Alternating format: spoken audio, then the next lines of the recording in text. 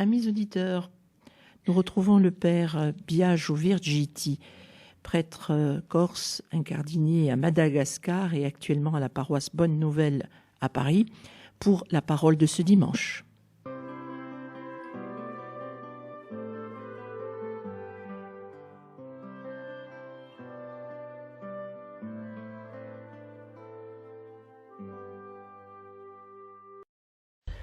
Chers amis de votre radio chrétienne, bienvenue pour cette nouvelle émission où nous allons parcourir les lectures du 3e dimanche du temps ordinaire de l'année A. Commençons sans plus tarder, par la proclamation de l'Évangile. De l'Évangile de Jésus-Christ selon saint Matthieu. Quand Jésus apprit l'arrestation de Jean le Baptiste, il se retira en Galilée. Il quitta Nazareth et vint habiter à Capharnaüm, ville située au bord de la mer de Galilée, dans les territoires de Zabulon et de Nephtali. C'était pour que soit accomplie la parole prononcée par le prophète Isaïe.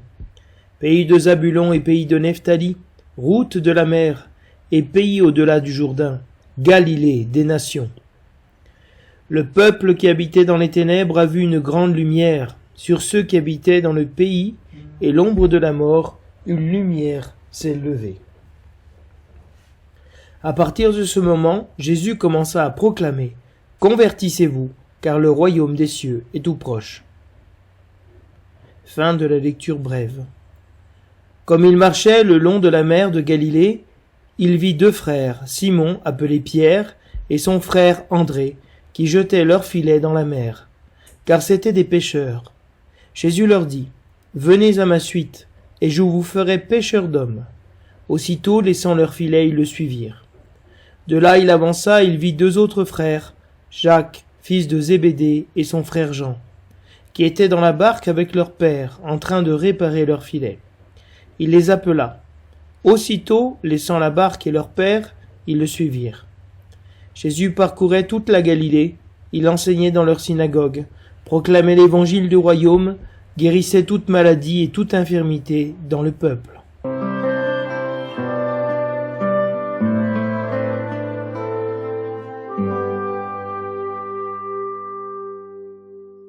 Du prophète Isaïe. Dans un premier temps, le Seigneur a couvert de honte le pays de Zabulon et le pays de Nephtali. Mais ensuite, il a couvert de gloire la route de la mer, le pays au-delà du Jourdain, et la Galilée des nations. Le peuple qui marchait dans les ténèbres a vu se lever une grande lumière, et sur les habitants du pays de l'ombre une lumière a resplendi. Tu as prodigué la joie, tu as fait grandir l'allégresse. Ils se réjouissent devant toi comme on se réjouit de la moisson, comme on exulte au partage du butin. Car le joug qui pesait sur lui, la barre qui meurtrissait son épaule, le bâton du tyran, tu les as brisés comme au jour de Madian.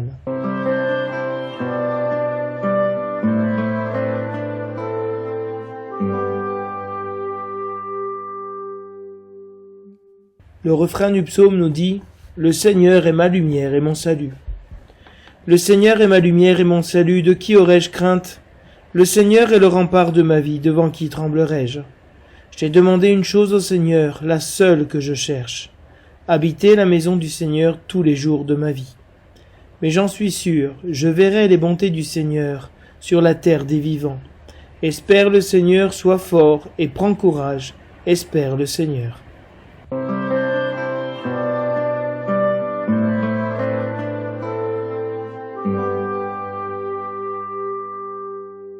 De la première épître de saint Paul, apôtre, aux Corinthiens. Frères, je vous exhorte au nom de notre Seigneur Jésus-Christ, ayez tous un même langage, qu'il n'y ait pas de division entre vous, soyez en parfaite harmonie de pensée et d'opinion. Il m'a été rapporté à votre sujet, mes frères, par les gens de chez Chloé, qu'il y a entre vous des rivalités. Je m'explique. Chacun de vous prend parti en disant « Moi, j'appartiens à Paul » ou bien « Moi, j'appartiens à Apollos » ou bien « Moi, j'appartiens à Pierre » ou bien « Moi, j'appartiens au Christ ». Le Christ est-il donc divisé? Est-ce Paul qui a été crucifié pour vous? Est-ce au nom de Paul que vous avez été baptisés? Le Christ, en effet, ne m'a pas envoyé pour baptiser, mais pour annoncer l'Évangile, et cela sans avoir recours au langage de la sagesse humaine, ce qui rendrait vaine la croix du Christ. Parole du Seigneur.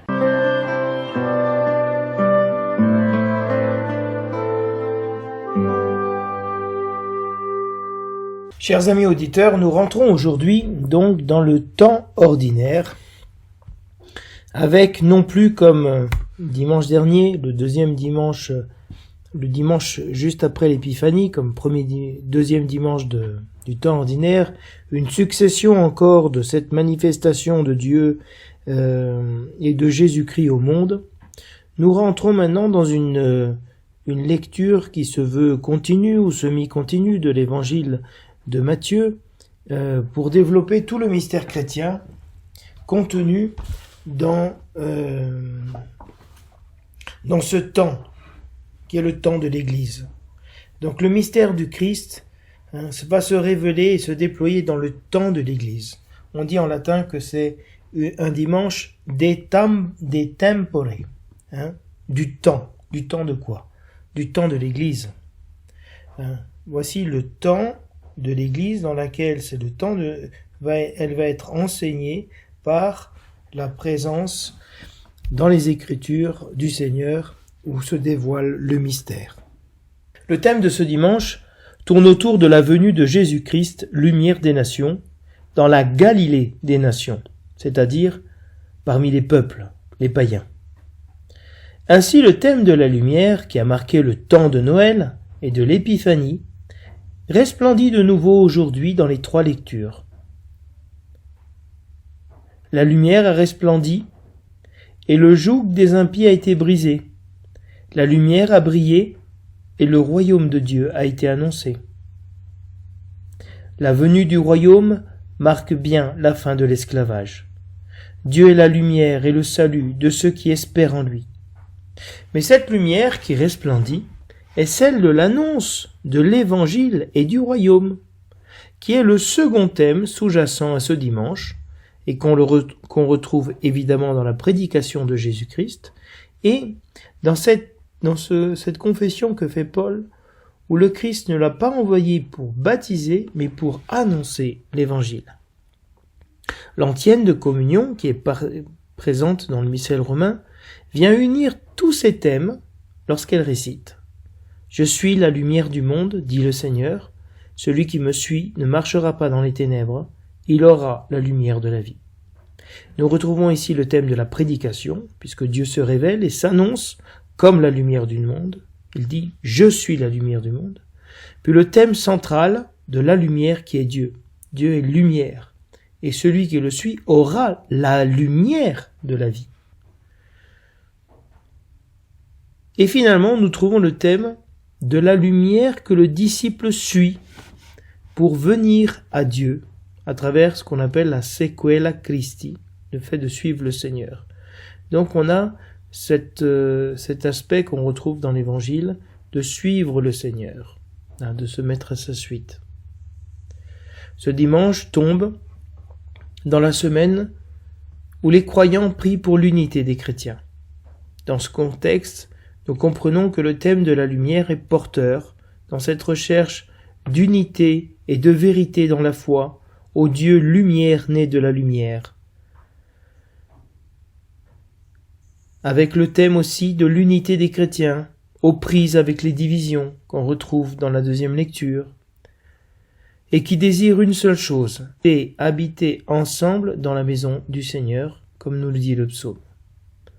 Ainsi, nous avons dans ce dimanche comme un programme de ce que le Seigneur vient faire dans sa venue, lui qui est la lumière du monde, qui a créé la lumière, condition de possibilité de tout ce qui existe, il l'a créé par la parole. Et Dieu dit « Yehi Hor » que soit lumière, va Yehi Hor, et la lumière fut. Et donc cette lumière qui a été créée par la parole, par la prédication, elle vient éclairer les hommes pour mettre les hommes et les appeler à suivre Jésus-Christ, à marcher à sa suite. Donc nous avons, si vous voulez, un condensé du mystère chrétien. Cette lumière de la vie qui vient nous sauver.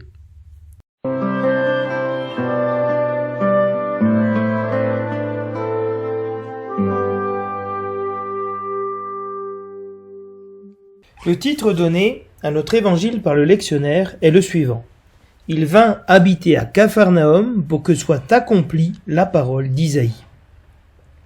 En donnant ce titre, le lectionnaire oriente la communauté chrétienne vers l'écoute de l'accomplissement de la prophétie d'Isaïe, qu'il ne connaît pas encore, mais qu'il va écouter immédiatement dans l'évangile.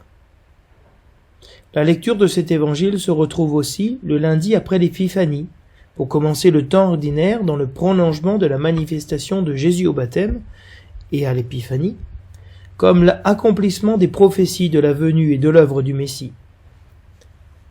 La liturgie utilise aussi cet évangile pour la fête de Saint André apôtre pour relater l'appel du Seigneur à son premier disciple. Mais aujourd'hui, c'est un tout autre contexte et un tout autre agencement des lectures entre elles qui va induire un thème et un sens nouveau. Voyons. Le verset de l'Alléluia nous dit, en reprenant un verset qui ne s'écoute que dans la version longue de l'Évangile, et dont il constitue la sentence finale, nous dit Jésus proclamait l'Évangile du royaume et guérissait toute maladie dans le peuple. Ce verset constitue un sommaire, un petit résumé de l'activité de Jésus, placé çà et là par l'évangéliste, pour transmettre un message simple. Jésus annonce le royaume et guérit le peuple.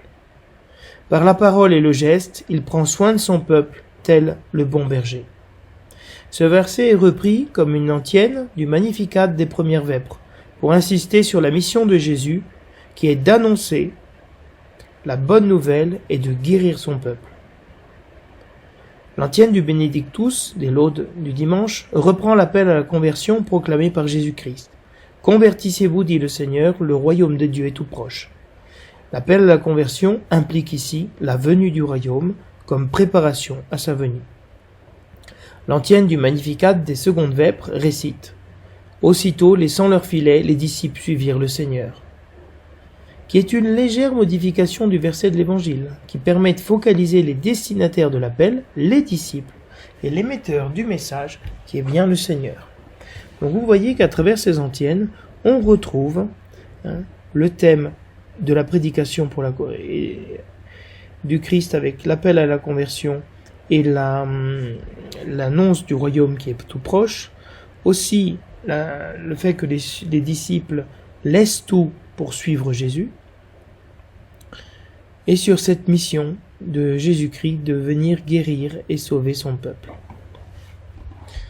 Aujourd'hui commence une lecture de l'Évangile qui se veut une lecture continue ou semi-continue de l'Évangile de Matthieu, qui va durer tout le temps ordinaire. Cette lecture continue commence par un texte qui nous présente justement Jésus qui commence à proclamer la parole. Tout d'abord, nous voyons l'insistance sur la Galilée, mentionnée à 4 reprises, et la mer de Galilée, mentionnée elle aussi à 4 reprises. Nazareth et Capharnaüm appartiennent au territoire vaste de Nephtali et de Zabulon, qui est un tout petit territoire collé à Nephtali, le long du lac de Génézareth, le lac de Galilée. Mais si Matthieu parle des confins de Zabulon et Nephtali, c'est probablement parce que ces tribus furent annexées par la Syrie en 734 avant Jésus-Christ, et qu'elles reçoivent maintenant, dans la prédication de Jésus, la véritable libération annoncée par Isaïe, qui n'est pas une libération politique, mais religieuse et existentielle.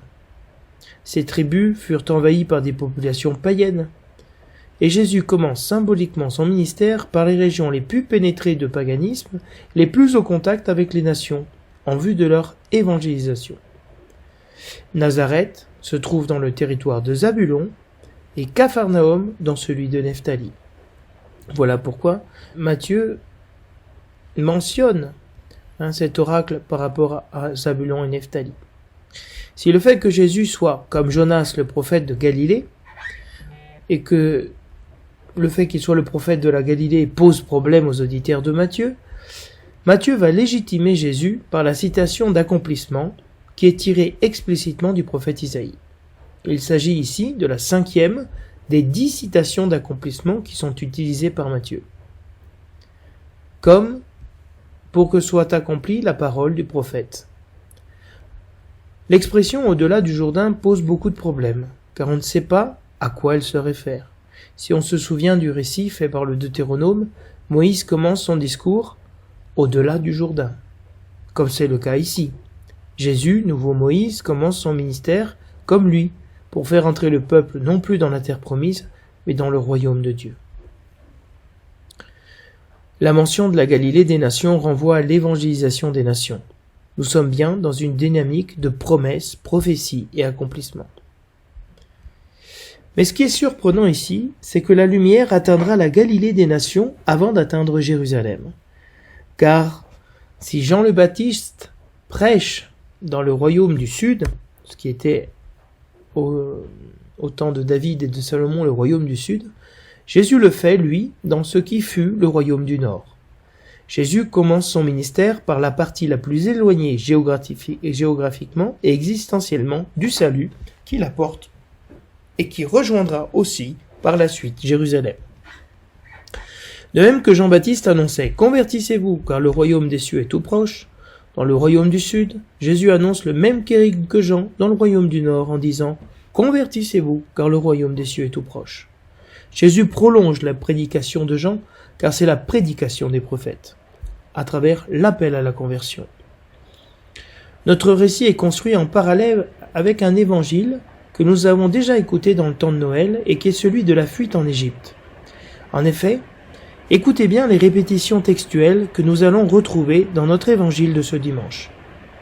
Comme Joseph, ayant appris qu'Hérode était à Jérusalem, il se retira dans la région de Galilée et vint s'établir à Nazareth pour que s'accomplisse l'oracle du prophète, auquel suivra immédiatement l'appel à la conversion de Jean le Baptiste. Convertissez-vous, car le royaume des cieux est tout proche. Ainsi Jésus, ayant appris que Jean avait été livré, se retira en Galilée et vint s'établir à Capharnaüm. Ainsi devait s'accomplir l'oracle du prophète Isaïe. Puis Jésus proclame, à la suite du Baptiste, « Convertissez-vous, car le royaume des cieux est tout proche. » Nous comprenons donc que Matthieu a construit ces deux récits pour que nous y voyions comment Dieu a préparé la route à Joseph pour préparer Jésus, et combien Jean-Baptiste a préparé le chemin à Jésus par sa prédication. Ainsi Jésus s'inscrit dans une tradition prophétique et par une réponse historique, comme l'ont fait Joseph et Jean, dans les événements qu'ils ont vécus. Ils ont été à l'écoute dans les événements qu'ils ont vécus, à la parole de Dieu. Et Jésus est prêt.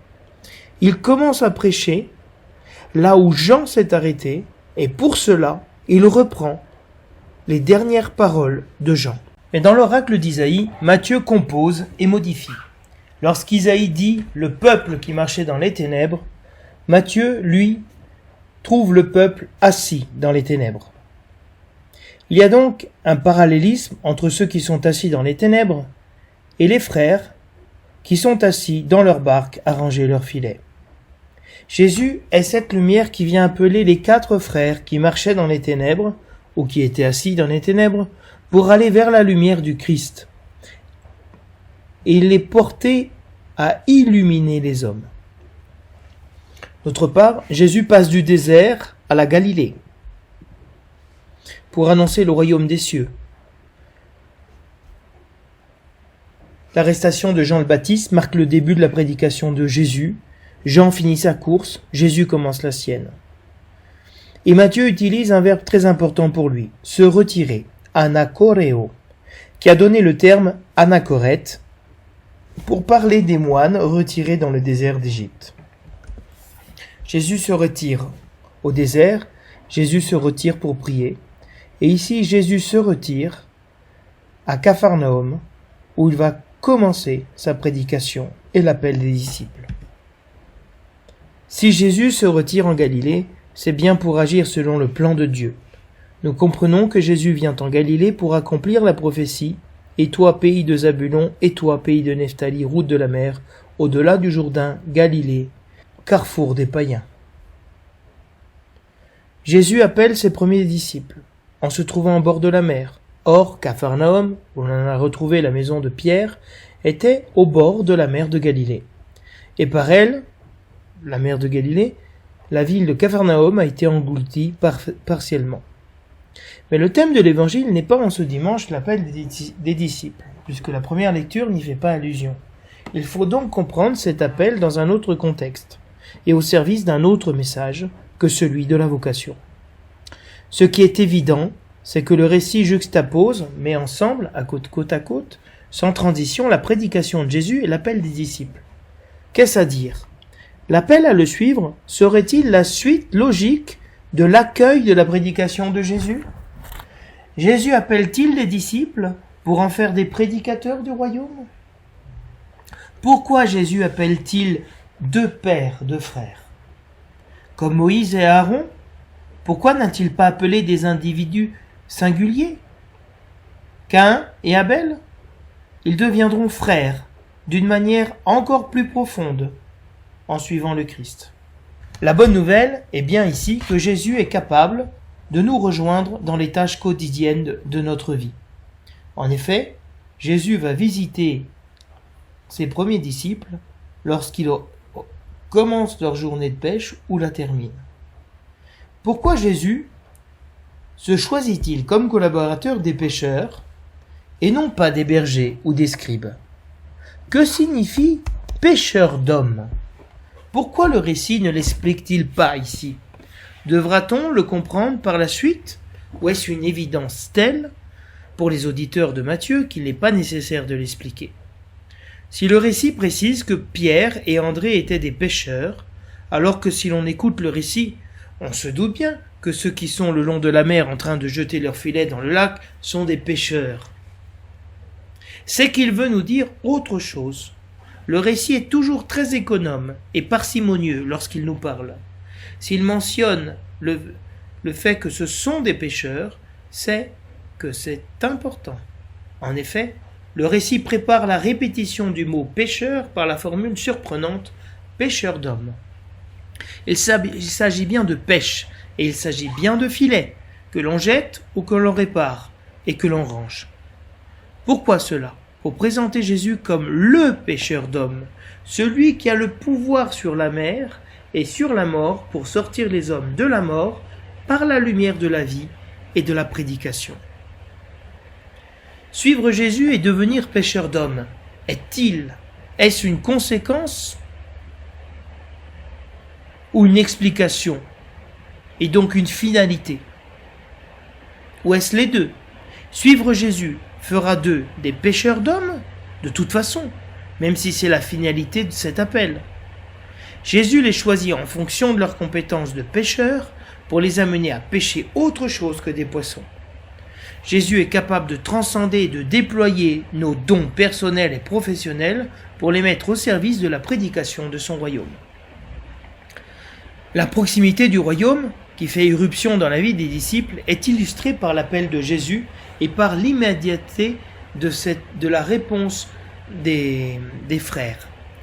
Une chose est sûre, devenir pêcheur d'hommes, c'est ce que Jésus est en train de faire en appelant les 4 frères à le suivre.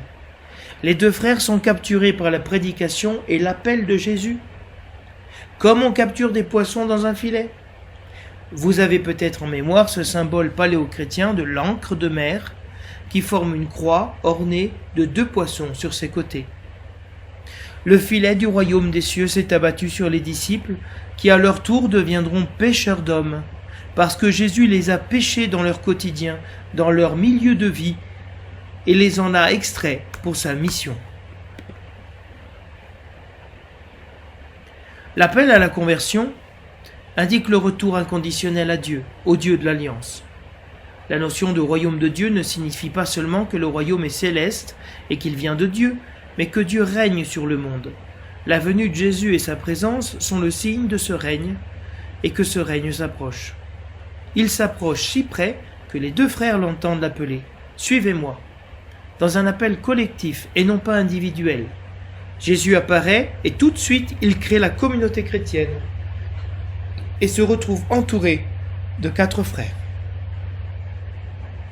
Le ministère de Jésus se compose d'enseignement, de prédication et de guérison.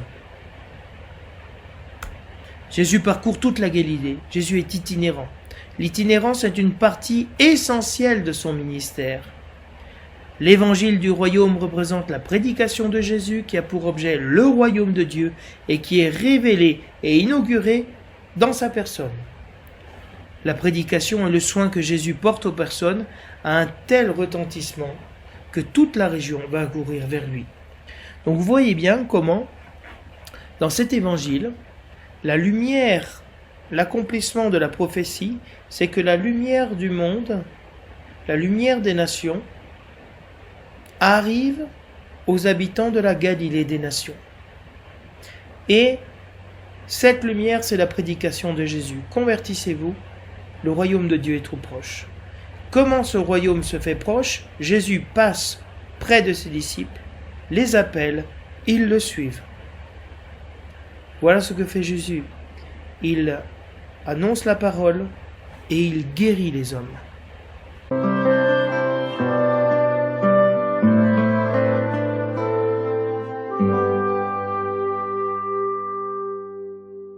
La première lecture a pour titre « Dans la Galilée des nations, le peuple a vu se lever une grande lumière ». Nous avons déjà commenté une grande partie de cette lecture qui se trouve proclamée dans la nuit de Noël, donc dans un autre contexte que les lectures de ce dimanche, où elles viennent pour annoncer justement la prophétie messianique du livre de l'Emmanuel, un enfant nous est né, un sauveur nous est donné. Donc dans cette situation du peuple qui marchait dans les ténèbres, l'image de l'humanité qui marche dans les ténèbres du péché et de l'ignorance, brille la lumière du Christ. Dans ces nations du nord de la Terre Sainte, ces nations païennes, ces juives et païennes mélangées, brille cette lumière pour faire sortir justement les personnes de la tristesse, du découragement suite à l'exil qu'ils ont vécu. Puisqu'il s'agit ici du commencement du ministère public de Jésus et non plus de la naissance du Messie, l'accomplissement de la prophétie d'Isaïe, elle est mise au service justement de ce commencement du ministère de Jésus en Galilée. Donc vous comprenez bien combien ici un même texte peut être utilisé à deux fins différentes par la liturgie. Dans la nuit de Noël, le texte d'Isaïe va être utilisé pour montrer la lumière du Christ qui naît dans le monde, dans cette nuit très sainte. Et ici, elle est mise en lien avec la prophétie qui s'accomplit dans l'Évangile, que ces terres de Zabulon et Nephtali vont recevoir la lumière du Christ. La Galilée des nations va recevoir la lumière du Christ, qui n'est plus ici la naissance du Christ, mais la proclamation de l'Évangile par le Christ. Et donc ce peuple qui marchait dans les ténèbres et qui habitait le pays de l'ombre et qui n'y était pas assis, à la différence de Matthieu, voit une joie, grandir en lui l'allégresse, et se réjouit véritablement de ce salut qui est apporté. Parce que l'esclavage, le joug de l'esclavage, le bâton du chef de corvée qui cognait sur le peuple, en signe d'humiliation et d'esclavage, a été brisé. Comme au jour de Madian, comme lorsque à Madian, Gédéon a brisé les cruches de terre cuite et qu'a resplendi la lumière qui était cachée à l'intérieur. Et ainsi, ils ont pu vaincre leurs ennemis au jour de Madian. À cette lumière qui a brillé sur la terre de Zabulon et Nephtali, le psaume répond en disant « Le Seigneur est ma lumière et mon salut ». Parce que ce peuple qui habitait dans les ténèbres a vu la lumière du Christ et répond « Le Seigneur est ma lumière et mon salut ». Parce que la lumière a sauvé ce peuple des ténèbres, de l'obscurité, du péché, de la mort, de l'esclavage. Il l'a sauvé. Il est Dieu et la lumière et le salut. De qui aurais-je crainte? Si Dieu m'éclaire, me donne la vie, parce que la lumière c'est la vie, et me sauve, de quoi j'ai peur? De quoi pouvons-nous avoir peur? Cancer, maladie, accident, abandon, solitude, vieillesse. Le Seigneur est le rempart de ma vie. Devant qui tremblerai-je? Vous voyez que celui qui reçoit la foi de Dieu et a sa certitude, son ancrage en lui, ne craint rien. Même si je traverse les vallées de la mort, je ne crains aucun mal, dit le psalmiste dans le psaume « Le Seigneur est mon berger ». Et j'ai demandé une chose au Seigneur, la seule que je cherche. Qu'est-ce que cherche cet homme? Qu'est-ce qu'il veut? Quel est son bonheur? L'argent? La famille? Le travail? Non, habiter la maison du Seigneur, c'est-à-dire le temple, tous les jours de sa vie. Voilà, la vie de l'homme, c'est Dieu. Dieu est tout le sens de la vie de cet homme. Et j'en suis sûr, je verrai les bontés du Seigneur sur la terre des vivants. Et donc cet homme professe que vraiment il a cette foi, qu'il verra la bonté du Seigneur dans cette vie, sans attendre la vie éternelle. Espère le Seigneur, sois fort et prends courage, espère le Seigneur. Si le Seigneur est ma lumière et mon salut, même si je suis encerclé, de qui vais-je avoir crainte? Devant qui tremblerai-je? Espère le Seigneur. Même si je suis de nouveau éprouvé, j'espère dans le Seigneur, parce que le Seigneur est ma lumière et mon salut. Lui me tirera du faux pas. Et nous voyons que le fait d'habiter la maison du Seigneur, c'est vraiment le souhait de toute l'Église dans cette semaine de prière pour l'unité des chrétiens, que nous puissions tous habiter dans la maison commune qu'est l'Église.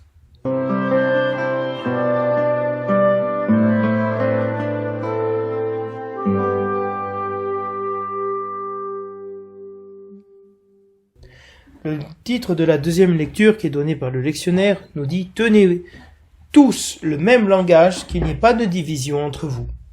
De nouveau, ce titre donne le thème de cette parole qui est d'avoir une communion de paroles et d'arrêter d'être divisés entre nous. C'est le plus grand scandale, c'est que dans tous les pays, il y a beaucoup de communautés chrétiennes et que les chrétiens sont désunis. Un des scandales de l'évangélisation, si vous voulez, en Afrique, c'est qu'il y avait des églises protestantes, luthériennes, calvinistes, catholiques, qui prêchaient sur le même Christ et qui n'étaient pas en communion.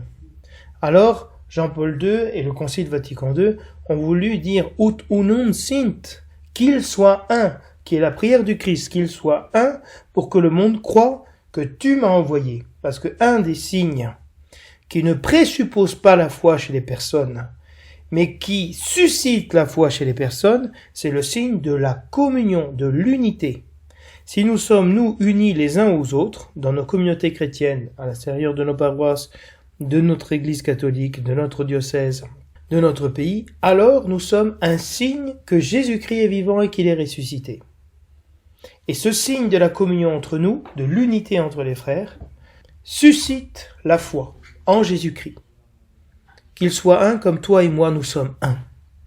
Donc vous comprenez bien que dans cette situation de la première épître aux Corinthiens, qui était une ville portuaire, avec beaucoup de passages, beaucoup de gens de différents endroits, qui se disputent, qui se divisent, le péché divise énormément. Eh bien, Paul va prêcher l'unité. Une parole qui va réunifier les personnes, avec eux-mêmes, avec Dieu, avec la création et avec l'autre. Et cet amour entre les frères, Saint Jean nous dit, celui qui aime son frère demeure en la lumière. Que vraiment, nous sommes la lumière du monde dans la mesure où nous sommes l'unité du monde. Nous nous aimons comme le Christ nous a aimés. À ce signe, tous reconnaîtront que vous êtes mes disciples. Le signe de l'unité et le signe de l'amour. Et Paul, donc, exhorte sa communauté à avoir un même langage, c'est-à-dire un même message. Pas un message de division. Vous savez que le diviseur, diabolos, c'est celui qui sépare, qui divise. Donc, le fait qu'il y ait une division, c'est une œuvre déjà diabolique. Ça ne veut pas dire qu'on ne peut pas penser des choses différemment, mais c'est d'être divisé entre nous. Soyez en parfaite harmonie, communion de pensée et d'opinion. Vraiment, est-ce que moi je fais en sorte de vouloir désirer ce que désirent les autres, c'est-à-dire habiter dans la maison du Seigneur tous les jours de ma vie? Parce qu'à Paul, on a rapporté qu'il y avait des rivalités entre les frères. Que certains disent « Moi j'appartiens à Paul, je suis de Paul, je suis d'Apollos, je suis de Pierre ». Paul, qui a prêché à Corinthe. Apollos, un grand prédicateur juif, mais un peu trop judaïsant, qui est venu à Corinthe et qui a prêché après Paul. Et donc les gens se sont attachés à Apollos, parce qu'il prêchait bien. Paul, selon la tradition, était un grand prédicateur dans ses lettres, mais en public, il bégayait, ou il avait beaucoup de mal à parler. Je m'excuse, moi aussi j'ai du mal à parler. Voilà, pour accomplir ce que je dis. Et donc il y a une séparation. Moi je suis du premier curé, moi je suis du nouveau curé, moi j'appartiens à Pierre, à quelqu'un d'autre, et moi j'appartiens au Christ. Un groupe qui est divisé en trois, et un quatrième groupe qui apparaît, qui est celui de Paul, parce que Paul, c'est lui qui dit j'appartiens au Christ. Et il nous dit, est-ce que le Christ est divisé? Pour qu'on puisse être divisé nous aussi. Est-ce que vous voulez diviser le corps du Christ? Pas du tout. Le Christ est uni. Donc nous devons être unis. Nous sommes unis. Est-ce que c'est Paul qui a été crucifié pour vous? Paul, Pierre, Apollos? Non, personne n'a perdu la vie pour vous. Et même si nous la perdons en vous annonçant l'évangile, ce n'est pas notre mort qui vous sauve, c'est la mort de Jésus-Christ dans laquelle vous avez été baptisés. Parce que Paul dira, est-ce que c'est au nom de Paul que vous avez été baptisés? Non, le nom de Paul ne sauve pas de la mort, le nom de Jésus-Christ sauve de la mort. Le Christ, en effet, dira Paul, ne m'a pas envoyé baptiser, mais annoncer l'évangile. Et là, il y a une dimension très forte qui nous montre que la priorité pour Paul n'est pas la réalité sacramentelle de faire des baptêmes, même si Paul a baptisé. Mais son ministère, c'est annoncer l'évangile. Et de fait, il ira de ville en ville, de pays en pays, pour annoncer l'évangile. Et cela sans le recours au langage de la sagesse, sans un langage charmeur, qui fait plaisir aux gens, qui les instruit, qui les brosse dans le sens du poil, qui nourrit leur intelligence. Non. Parce que en faisant cela, il rend vain la croix du Christ. Parce que la croix du Christ, nous l'entendrons dimanche prochain, elle est scandale pour les Juifs, parce que cette croix nous scandalise. Et elle est folie pour les païens. Folie. Donc voilà, dans ce dimanche, le Seigneur nous donne cette Galilée des nations, ce thème de l'annonce de l'évangile qu'on retrouve aussi dans cette deuxième lecture de Paul. Le Seigneur m'a pas envoyé baptiser, mais annoncer l'évangile. Annoncer cette lumière, faire cette œuvre d'être pêcheur d'hommes, de sortir les hommes des ténèbres et de les faire entrer, les ténèbres de la discommunion, de les faire entrer dans la communion. Alors je vous souhaite, chers amis auditeurs, un bon dimanche dans le Seigneur et à la semaine prochaine. Au revoir.